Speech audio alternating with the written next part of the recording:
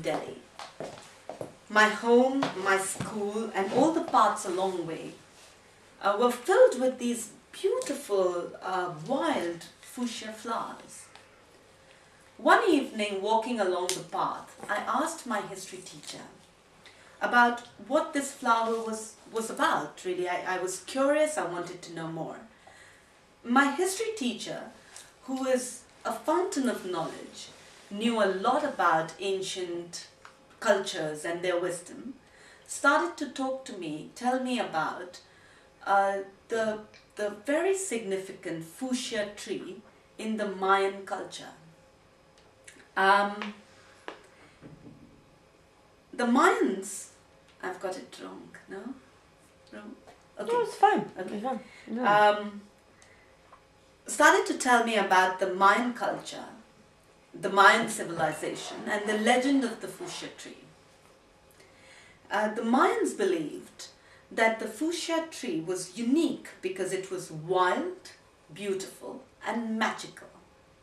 Wild because it was self-sustaining, very hardy plant, grew in almost any circumstance. Beautiful because, of course, it's fuchsia, and stunning, and in so many ways just absolutely decorative.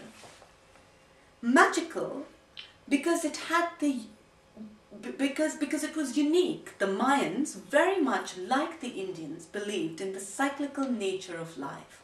They believed in life and death and life after death. They believed in the past, present, and the future. And they thought that the fuchsia flowers were magical and unique because they were continuously blossoming, continuously growing, and continuously giving. And even though it's been 3 decades since I was told this story, it is one that never left me. It carved a huge impression on my mind. So decades later, when I decided to launch an art enterprise, which was open, transparent, ever-growing, ever-giving, I had to call it the fuchsia tree. This brings us to who is the fuchsia tree. We are an art enterprise which is about 2 years old. We are Hong Kong based, and our art enterprise is really dedicated on first delivering education and conviction to art enthusiasts. Second, to provide opportunity to artists and discerning art collectors. And third, providing an entry ticket to those who currently stand outside the art world but are tickled by it. So in short, we are really an eclectic and multidimensional art enterprise that is looking at art as a whole, as a complete. Oh, I missed the beat. And that, my friends, is why we are here. Oh, water, sorry. Oh, I'm so sorry. You don't have to, I've but totally missed it.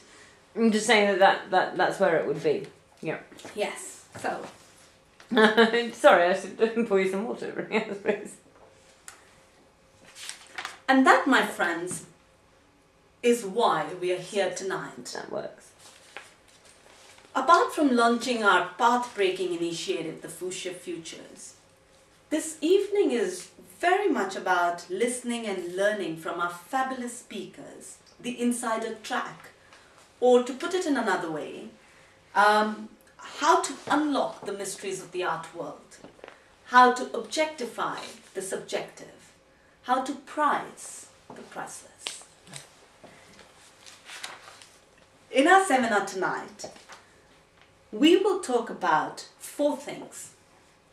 Dr. Alka Pandey will talk about the collector's mindset, all the psychological, social, and financial reasons why a society or a person invests in art. Mr. Anders Pettersson will speak to us about the opportunities and trends in 2010. We'll also touch upon the impact of 2009 onto 2010 and what it opens up. Ms. Lusa Buck would be our third speaker and will speak about. Third, Ms. Louisa Buck will speak about buying in the primary market. I mean, discerning collectors all over the world, and in India included, have made a fortune by investing in art at a very, very young stage in an artist's career. It is when his art is still very much undervalued, a discerning collector is able to find it. And that is what Louisa will talk to us about. Miss Buck will talk to us about. And finally, Miss Amrita Jhaveri will exemplify how fortunes have been made. I mean, what is it? Miss Jhaveri will talk about how these fortunes are made. How Mr. Charles Saji buys an artwork in 1994 for £5,000 and goes on to sell it at an auction 17 years later for £14 million. And that, my friends, is definitely much more interesting and exciting than anything I may have to say to you. So I will hand this evening back to the moderator to take it forward. Thank you once again for being here and welcome.